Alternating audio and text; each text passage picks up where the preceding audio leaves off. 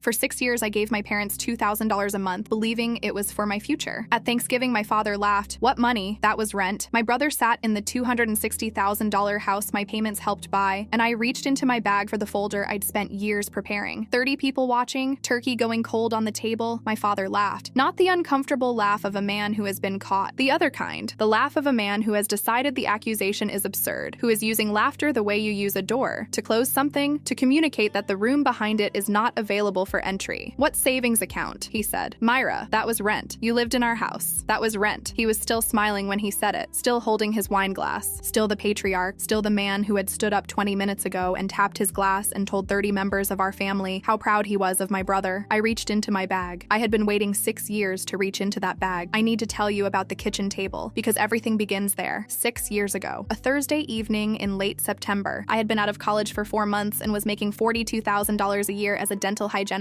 My first real job, the first money I had earned that felt like the beginning of something. My parents had asked me to come for dinner. When I arrived, there were 2 mugs of coffee already poured on the kitchen table, and a third one waiting, steam rising, placed with the specific intention of someone who has arranged a room for a conversation. My father, Dale, did the talking. He always does. Here's what we're thinking, he said. You stay here with us for a few years. You pay us $2,000 a month. Every penny goes straight into a savings account in your name. We manage it, grow it right. In 3, maybe 4 years, you've got a down payment, a real one. You'll own a house before any of your friends. He said it the way he says things he has already decided, like a plan being presented, not a proposal being offered. My mother, Connie, nodded across the table with the warm expression she uses when she wants you to understand that something is being done for you. I was 22. I was making $42,000 a year. I had $1,100 in my checking account. I said yes before I finished the coffee. That was the decision. 6 years of everything else came from it. I want to tell you what the next 6 years looked like from the inside, because the numbers alone don't carry it. I ate leftovers at my desk while my coworkers went to lunch. Not always. I'm not performing poverty, but often enough that it was a pattern, that it was a choice I made consciously every time, because $2,000 a month is $2,000 a month, and I was making $42,000 a year, and then $47,000, and then $51,000, and the math was always tight. I drove a 2009 Honda Civic with a cracked dashboard and a passenger side window that only went down 3/4 of the way. I drove it for 4 years. My coworker asked once why I didn't replace it, and I said I was saving up, and she nodded with the look of someone who respects financial discipline, and I did not correct the impression. Every month, I handed over half my paycheck. Every month, my mother sent a screenshot. White background, black text, just a number floating on the screen with no account header, no institution name, nothing else visible. $24,000 after year 1, $48,000 after year 2, $72,000 after year 3. The math always checked out perfectly, which is to say, the number always increased by exactly $24,000, with nothing extra for interest, nothing less for fees, just the clean accumulation of $2,000 times 12 times the number of years elapsed. I noticed, sometime in year 2, that the screenshots looked identical, except for the number. Same white background, same font, same absence of any institutional detail. I told myself it was just how she took the screenshot, that she was cropping out irrelevant information, that the regularity of the format was organizational, not suspicious. I told myself this with the specific effort of someone who needs the story to be true, because the alternative is a thing she cannot afford to look at yet. I kept paying. My brother Travis is 4 years older than me. He has never, in my memory, paid rent to our parents. He lived at home until he was 27, a fact presented by my family as a reasonable life choice, a practical decision, the kind of thing smart people do when they're building towards something. When he moved out, my parents helped him with the security deposit on his apartment. When he got engaged to Jenna, my parents contributed to the wedding. When they had their daughter, my parents bought the nursery furniture. None of this was secret. None of this was hidden. It was just the texture of how our family worked, the invisible structure of how resources moved, the thing you stop registering as information because it has always been true. My father toasted Travis at every Sunday dinner. 31 years old. Great job. Great family. The pride of the sentence was audible even when the sentence was about something ordinary. When he turned to me, the register changed. The particular gentleness people use for disappointment they're being kind about. Myra, you'll get there. Some people just take a little longer. I had been paying $2,000 a month for 3 years when he said that at a Sunday dinner in year 3. I looked at my plate. I said nothing. That was the last Sunday dinner I attended for a while. The early clinic closure happened on a Wednesday in October of year 4. My boss's practice had a burst pipe, the kind of thing that means the day ends at 2 wide instead of 5 out, the kind of gift you didn't ask for and appreciate more than you expect. I texted my mother that I was coming home early. She didn't respond, which was not unusual. I let myself in through the front door. The house was quiet in the specific way of a house where someone is home but not in the main rooms. I put my bag down, went to the kitchen for water. The back door was open. My mother was on the patio, back to me, phone pressed to her ear, facing the garden the way she does when she's having a conversation she wants privacy for. Covered most of Travis's down payment. she said. I stood behind the kitchen island. I put my hand flat on the granite. She doesn't know, my mother said. Dale thinks we can keep this going another 2 years, pay off the rest of the business loans. I stood there. The business loans. Travis's down payment. She doesn't know. I stood at the kitchen island with my hand on the granite, and I let each piece land separately. The down payment on Travis's house, $260,000, purchased the previous spring, celebrated at a Sunday dinner I had not attended. The business loans, my father's landscaping business, which had been having a difficult few years, which my parents had mentioned occasionally in the vague way of people gesturing toward a situation they don't want to specify. My $52,000 was in Travis's house. My $2,000 a month was in my father's business accounts. The screenshots, those perfect, clean, institutional logo-free screenshots, were not from a savings account. They were a number someone typed on a white background. I took my hand off the granite. I walked to my room. I locked the door. I sat on the edge of my bed. My hands were in my lap and they were completely still, which surprised me. I had expected them to shake. They didn't shake. What happened instead was a coldness that started in my chest and moved outward, the specific temperature of something that has been warm for a long time and has understood it was wrong to be warm. I opened Google Drive. I created a new folder. I named it Home Fund Docs. Year 4 to year 6 were the most methodical 2 years of my life. I am a dental hygienist. I am a person who works in millimeters, who documents precisely, who understands that the difference between what is recorded and what is not recorded is the difference between a claim and a fact. I brought that precision to the folder. Every text from my mother that referenced the savings account, screenshot, date, exact phrasing. I had them going back to year 1 on my phone. I had never deleted them, the way you don't delete things that feel important even before you understand why they're important. Every email from my father about the savings, the one that said give it another year, the interest is good, the one that said the account is healthy, you're in great shape, the one from year 3 that said proud of you for being patient, this is going to pay off. Patient, his word. A voicemail left by my mother during a period when she was managing my apparent savings questions by phone rather than text, in which she said, clearly, without ambiguity, in the voice she uses for logistics, I moved some of your savings into a different fund. Don't worry, it's fine. Call me back. I did not call her back. I had the voicemail transcribed by a service and saved the transcript alongside the audio file. 22 pieces of evidence over 2 years. I never asked a question I didn't already know the answer to. I let them continue the fiction, the screenshots arriving monthly, the numbers climbing with their perfect, too clean math, because I needed them to keep putting the lie in writing, and they obliged every single month with the comfortable ease of people who believe they are not being watched. I found a lawyer named Pamela Okafor in the spring of year 5. I had researched civil litigation attorneys for 2 months before I called her, the specific research of someone who wants to make one call to the right person when the time is right. Pamela has been practicing civil law for 14 years, specializing in family financial disputes and unjust enrichment cases. She had a straightforward website and a first consultation process that asked you to bring documentation before the meeting, which told me something about how she worked. I brought the folder to our first meeting. She read through it for 40 minutes. Then she looked up at me. This is one of the strongest cases I've seen at this dollar amount, she said. I said, I'm not ready yet. She looked at me. I want the number to be final, I said. Month 72, every dollar documented. She considered this. That's your call, she said. The case doesn't get weaker with time. If anything, the pattern gets cleaner. That's what I thought, I said. I told her I'd be in touch in approximately 14 months. She wrote it in her calendar. Month 72 cleared on a Friday in November. I transferred my final $2,000 from my account to theirs and sat at my desk at 11 p.m. and looked at the transfer confirmation for a while. $144,000, 72 payments of $2,000, 6 years of leftovers at my desk, and a window that only went down 3/4, and Sunday dinners I stopped attending, and some people just take a little longer, and the screenshots that arrived every month like proof of something that never existed. I called Pamela. Month 72, I said. I'll prepare the filing, she said. How do you want to proceed? Not yet, I said. There's a Thanksgiving. A pause. I'm listening, she said. I told her about the dinner. 30 people confirmed. The family gathering, aunts, uncles, cousins, Travis and Jenna and their daughter. My parents in their house that my money had helped maintain. I want to go, I said. Are you sure that's the right venue for this? Pamela said carefully. No, I said, but I've been sitting quietly for 2 years. I want one room where the truth comes out in front of everyone who was told a different story. A pause. Okay, she said, then let's make sure you're ready. Thanksgiving. The second Thursday in November, 2 o'clock. I drove to my parents' house in the Honda Civic with the cracked dashboard and the window that only goes down 3/4. I had never replaced it. Some decisions you make and then you hold, because the holding is information. The house smelled like turkey and cinnamon, kids running down the hall, my cousin's boys chasing each other through the kitchen while someone yelled at them to slow down. The specific acoustic warmth of a full house at the holidays, which is a real thing regardless of what else is true about the people in it. I said hello to everyone. I hugged my aunts. I sat at the table in the seat my mother had set with a place card the way she does for big gatherings, and I put my bag on the floor beside me, and I looked at the manila folder I had placed inside it that morning. Closed clasp, everything in chronological order, Pamela's review notes in the back, and I set my napkin in my lap and I ate the meal. My father stood up after the main course. He tapped his glass the way he does. The table quieted. I want want to say something about family," he began, "because that's what this day is. This is what we built." He gestured at the table, at the people around it, at the house that a dental hygienist's $2,000 monthly payments had helped keep afloat. "I'm proud of everyone at this table, but I'm especially proud of Travis." He paused for the effect he knew would come. 31 years old, beautiful home, beautiful wife, beautiful daughter. He put the work in and he built something real. Applause. The comfortable applause of people who have heard this toast in various forms for years. Travis grinned. Jenna beside him looked at her plate briefly, then back up. Then my father turned to me. "Myra, the register change, the gentle kind, the kind that means I see you, you're behind, I love you anyway. You'll get there someday. Don't worry, some people just take a little longer." Soft laughter around the table. The easy laughter of people who have also heard this, who have absorbed it as fact. My Aunt Lorraine leaned toward me from 2 seats down. "Still renting, sweetie?" My mother, across the table, answered before I could. "She's saving up," she said. "She has a plan." She looked at me when she said it. Warm, certain. The look of a woman who has no idea that the sentence she just said is the most useful sentence she has ever given me. I set my fork down. The table noise continued for a moment and then quieted as the quieting does. Not because anyone called for silence, but because something in the air changed and the people in the room felt it. "Dad," I said, "since we're all here, I'd like to start the process of withdrawing from the savings account. The one you and Mom have been managing on my behalf. 6 years, $144,000. Silence. Not the polite kind. The kind that has weight. My father stared at me. His expression moved through several configurations. Surprise, recalibration, the decision, and landed where I knew it would land. He laughed. "Myra, that was rent. You lived in our house. That was your rent." 30 faces frozen around the table. My brother Travis held his beer partway to his mouth. I reached into my bag. I placed the manila folder on the table between the gravy boat and the cranberry sauce. Not slammed. Set. The way you set down something that has been carefully prepared and deserves to be received carefully. The way my father set down his glass when he made a toast, with deliberateness, with the intention of being heard. "This," I said, opening to the first tab, "is a text message from you, Mom. March 15th, year 2. I turned it so the table could see. You wrote, 'Everything's growing nicely. You should be proud of yourself for being so patient.'" My mother's lips parted. No sound. "This," I said, turning to the second tab, "is an email from you, Dad. Year 3. You wrote, 'Give it another year or 2. The interest is good, and we want to make sure you maximize the return.'" The color began to leave my father's face. Not all at once. In stages. "And this," I said, picking up the last document and holding it where the table could see, "is the written transcript of a voicemail. Mom's voice. She says, and I have the audio, which my attorney also has, 'I moved some of your savings into a different fund. Don't worry, it's all fine.'" I set it down. The table was absolutely quiet. 30 people, turkey going cold, the kids in the other room still running, oblivious, the only sound in the house. And then, from the kitchen doorway, Aunt Ruth. She had not been at the table for this. She had been in the kitchen, the way she is always in the kitchen at family gatherings, managing the logistics with the efficient practicality of the person who does the invisible labor while everyone else sits down. She had heard enough. She came to the doorway and she looked at the table, and her voice when she spoke was flat and precise. The voice of a retired accountant who has seen the inside of enough financial situations to know exactly what she is looking at. "She's telling the truth," she said. "Connie told me herself, told me what she was doing and where the money was going. I told her to stop. She didn't." 30 faces. Then Jenna's voice, quiet, looking at Travis. "Your down payment," she said. "The $52,000 for the house." Travis put his beer down, picked it up, put it down again. My father's neck went red. I have seen this my whole life. The specific blush that starts at his collar and moves up when he is angry and does not want to be visibly angry. He slapped the table. Not hard, but the slap of someone who wants to end a conversation by establishing authority over the room. "You want to sue your own parents?" His voice had lost the performance. What was underneath it was rawer. "Go ahead. You want to do that to this family? Sue me." I looked at him. 3 full seconds. "Okay," I said. I closed the folder. I stood up. I picked up my bag. I walked to the front door, and I opened it, and I walked through it, and I did not look back. The drive home was 42 minutes. I drove the Honda Civic with the cracked dashboard. The window on the passenger side worked the way it always worked, down 3/4, not further. The heater made the sound it has been making for 2 years that I keep meaning to have looked at. I drove through the November dark, and I thought about the kitchen table 6 years ago. The 2 mugs already poured. The 3rd one waiting for me, steam rising. I had said yes before I finished the coffee. I thought about all the things that sentence cost. I thought about leftovers at my desk, about Travis's house, about "you'll get there someday. Some people just take a little longer," about 30 people watching, about my mother saying she has a plan with the warm certainty of a woman who had not understood what the plan actually was. I was not crying. That surprised me. I had thought I would be. What I felt instead was something I don't have a precise word for. Not triumph because the money was gone and the family was damaged and none of it was uncomplicated. Not relief exactly, though it was adjacent to relief. Something more like the feeling of setting down something very heavy that you have been carrying for a long time. I called Pamela when I got home. "It's done," I said. "How do you feel?" She said. "Ready," I said. Pamela filed on Monday morning. Promissory estoppel. My parents had made a clear and specific promise. $2,000 a month, every penny saved, down payment in 4 years. And I had relied on that promise to my financial detriment, foregoing other housing options, other other savings vehicles, 6 years of alternative choices. Unjust enrichment, they had received $144,000 in funds explicitly designated as savings for my benefit and had used those funds for their own purposes, including my brother's down payment and their business debts. The civil claim, $144,000 plus court costs. The summons was served to my father's front door on a Wednesday afternoon. He had to sign for it himself. Pamela told me this detail when she called to confirm service. I noted the specific pleasure I took in it and did not apologize for the pleasure. My mother called that night. I did not answer. She left a voicemail, the real kind, the frightened kind, the voice of a woman who has spent 2 days in a house where the family she managed is coming apart and is only now beginning to understand what she built it on. She said, "Myra, please, we can work this out. We didn't mean..." I saved the voicemail, not for evidence. Pamela had enough evidence. I saved it because I wanted to know, when I listened to it eventually, whether the thing I heard in her voice was real. The case settled 8 months later. I want to be precise. My parents did not contest the filing. My father had consulted an attorney who had apparently reviewed the documentation and advised them that contesting a case with 22 exhibits, a corroborating witness, and a retired accountant willing to testify would be an expensive and likely unsuccessful undertaking. The settlement was $139,000, less than the full amount by $5,000, which reflected the actual fair market value for the room and utilities over 6 years, which Pamela and their attorney negotiated in the final session. It was $5,000 I gave up willingly, because I understood the argument was reasonable and because I wanted the thing to end. A structured payment plan, 18 months, my mother's signature beside my father's. Aunt Ruth called me the week after the settlement was finalized. "I should have done more," she said. "You told her to stop," I said, "and you stood up at that table." "It wasn't enough," she said. "It was what you did," I said. "That's what matters." We talked for a while. She is the only member of my family I have spoken to since Thanksgiving. She calls once a month with the regularity of a person who has decided to maintain something through consistent, modest effort rather than dramatic gestures. I appreciate this about her. Travis has not reached out. I have thought about this. What it means, what I expected, whether I expected anything. He did not design the scheme. He benefited from it. Those are two separate things, and I hold them separately, and I have not yet decided what the space between them means for a future relationship. That is a question for later. I bought a house in March, 3 bedrooms, a backyard, a neighborhood I had researched for 6 months before I found the right street. A mortgage that my attorney, a man named David Chen, 15 years in residential real estate, patient and precise, walked me through with the specific attention I asked for. The attention of someone who wanted to understand every document before she signed it. I signed everything. The window in my car still only goes 3/4 of the way down. I am going to get it fixed.